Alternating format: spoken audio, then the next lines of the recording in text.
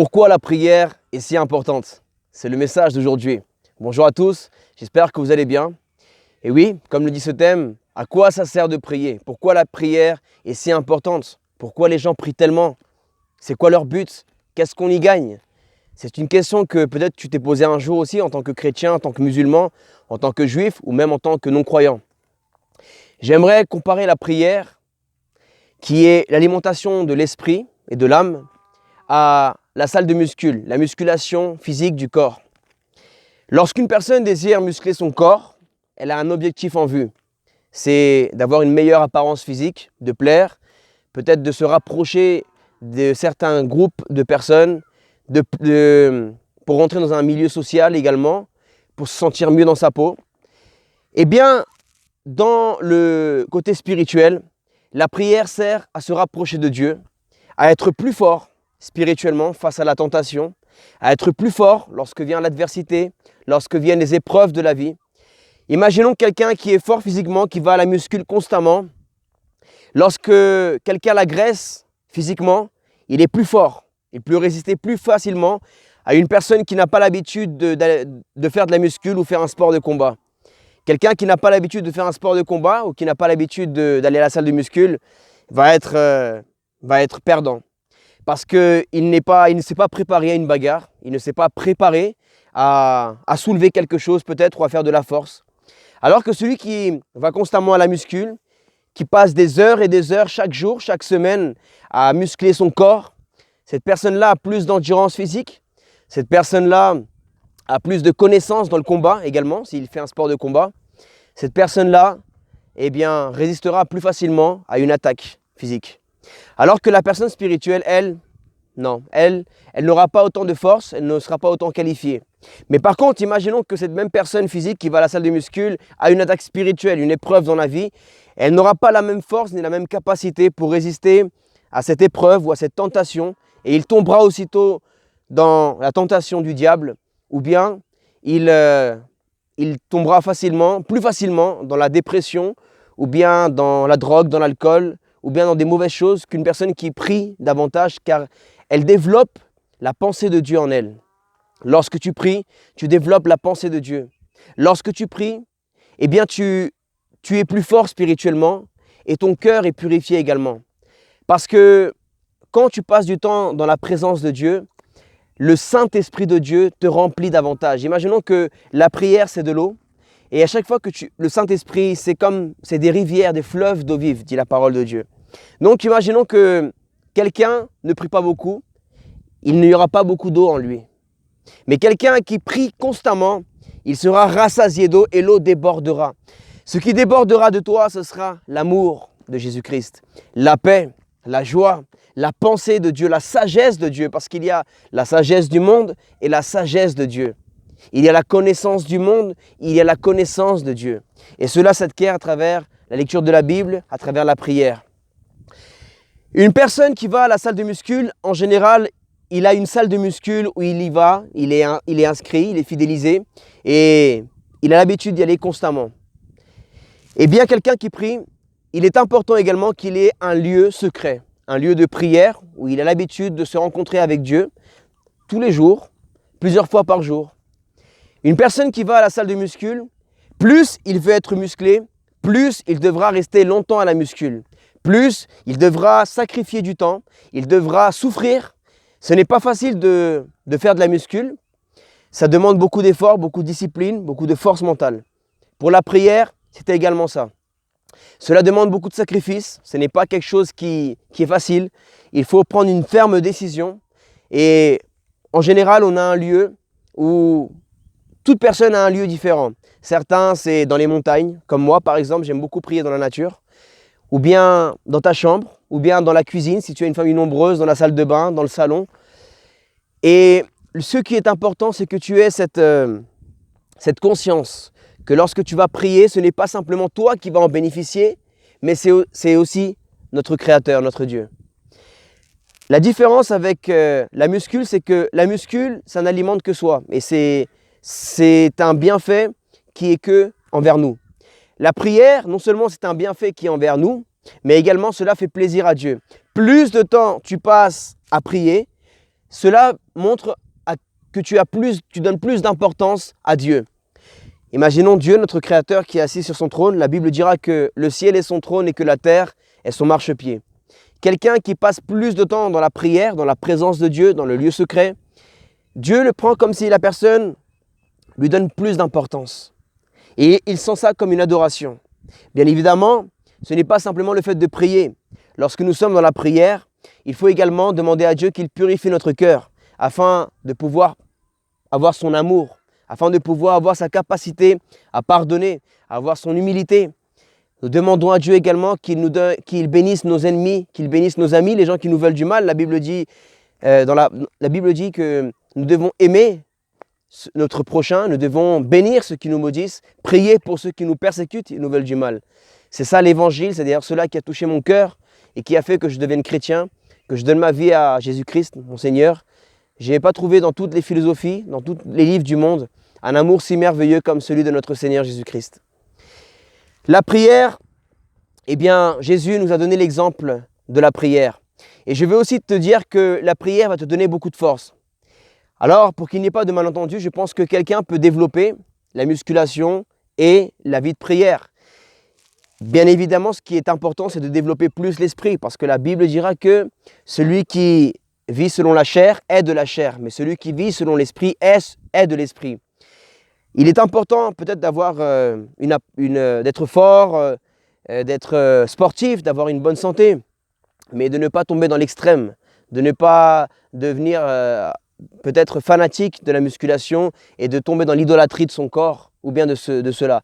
Également, le fait de passer beaucoup de temps dans la musculation peut également agiter ta chair, ce qu'on appelle le désir charnel, les désirs du corps, les péchés. Plus de temps tu passes, c'est un milieu où il y a beaucoup le péché des yeux, où il y a beaucoup l'ego, l'orgueil, beaucoup de choses comme ça. Et sans s'en rendre compte, si on ne fait que ça et on ne vit pas une vie spirituelle, on peut tomber également dans le péché, dans ces choses-là. Mais nous pouvons avoir un équilibre, mais toujours mettre en avant la prière, c'est très important. Il y a beaucoup de façons également de développer son corps. Également, tu peux courir, tu peux faire beaucoup de choses, mais bon, ce n'est pas le thème de cette vidéo. Le thème de cette vidéo est la prière et notre Seigneur Jésus nous donne l'exemple d'une vie de prière. Il nous donne la clé de l'importance de la prière. Pourquoi la prière est si importante? Eh bien, il le dira dans l'Évangile selon Matthieu, au chapitre 26, verset 36. La Bible dit que là-dessus, Jésus se rendit avec eux dans un endroit appelé Gethsémané. Et il dit aux disciples, « Asseyez-vous pendant que je m'éloignerai pour prier. » Il prit avec lui Pierre et les deux fils de Zébédée. Il commença à être saisi de tristesse et d'angoisse. Il leur dit alors, « Mon âme est triste à en mourir, restez ici et veillez avec moi. » Puis il avança de quelques pas, se jeta le visage contre terre et fit cette prière. « Mon Père, si cela est possible, que cette coupe s'éloigne de moi. Toutefois, non pas ce que je veux, mais ce que tu veux. » Il revint vers les disciples qu'il trouva endormis et dit, « Pierre, vous n'avez donc pas pu rester éveillé une seule heure avec moi? Restez vigilants et priez pour ne pas céder à la tentation. L'esprit est bien disposé, mais par nature, l'homme est faible. » Amen. Le Seigneur, Jésus-Christ, il y a 2000 ans, est passé par un moment très difficile.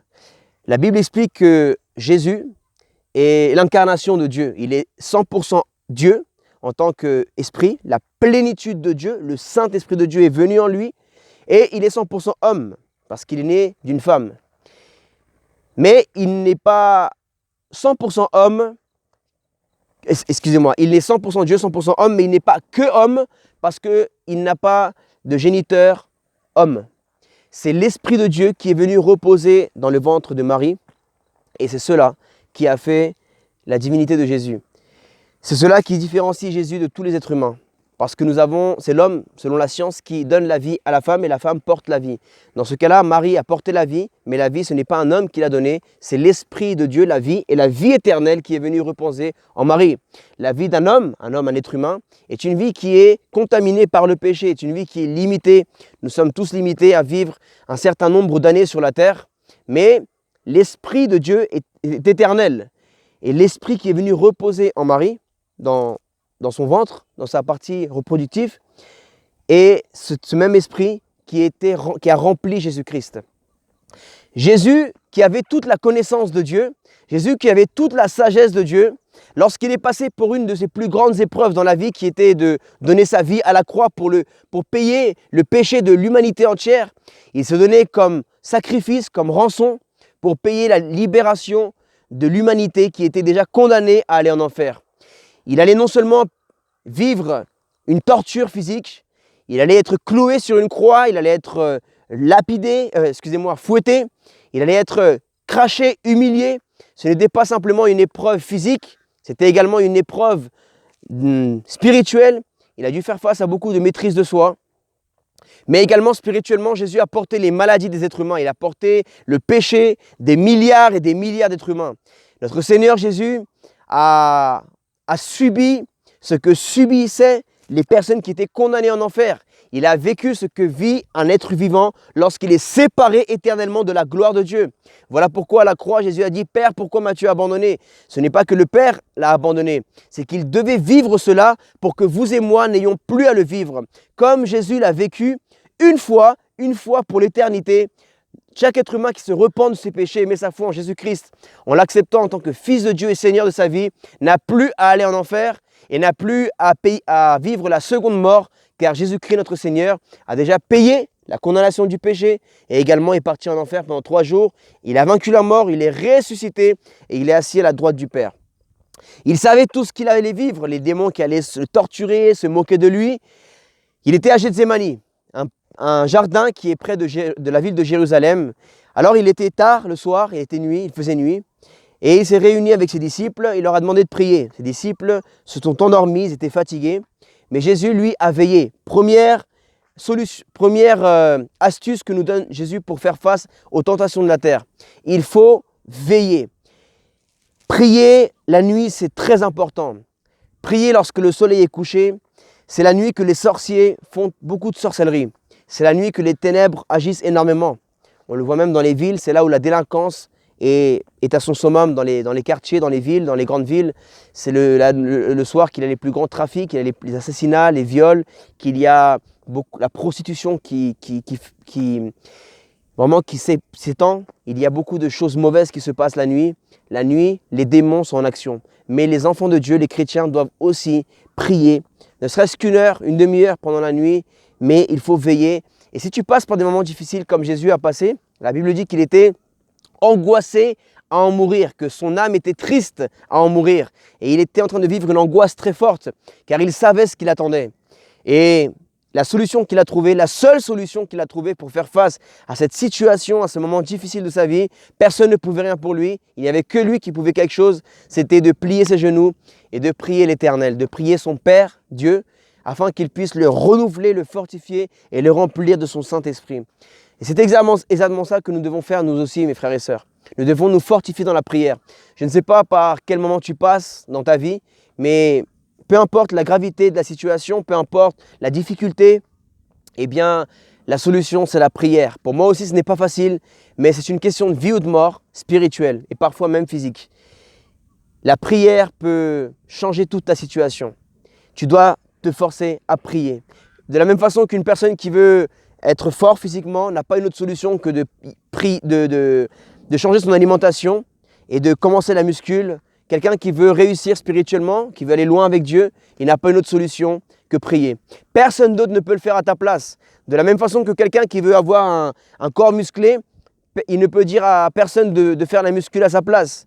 C'est toi-même qui dois payer le prix. Également dans la prière, c'est toi-même qui dois payer le prix de ta vie spirituelle, à prier, à passer des heures dans l'intimité avec Dieu, à apprendre à connaître le Seigneur et que le Seigneur te connaisse toi. Car le Seigneur Jésus a dit à la fin des temps, beaucoup me diront « Seigneur, Seigneur ».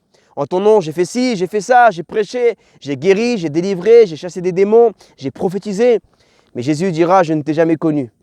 Alors il est important que nous puissions connaître Dieu dans la prière, dans le temps personnel avec Dieu, mais également de nous laisser connaître par Dieu. Une relation intime, spirituelle, entre le Créateur et sa création, entre nous, ses enfants, et Dieu, notre Père. Que Dieu vous bénisse et je vous encourage après cette vidéo à prendre un temps, mettre des louanges sur votre téléphone portable ou bien un fond de piano et de vous mettre à part dans votre chambre ou dans un endroit où c'est tranquille, peut-être sortir chez vous, aller marcher un petit peu dans les bois, aller marcher dans un parc et passer un moment spirituel, commencer à parler à Dieu. Il n'y a pas une solution pour parler à Dieu. Chacun le fait à sa façon, chacun a sa personnalité, chacun a sa façon de faire. Donc, allez-y, que Dieu vous bénisse.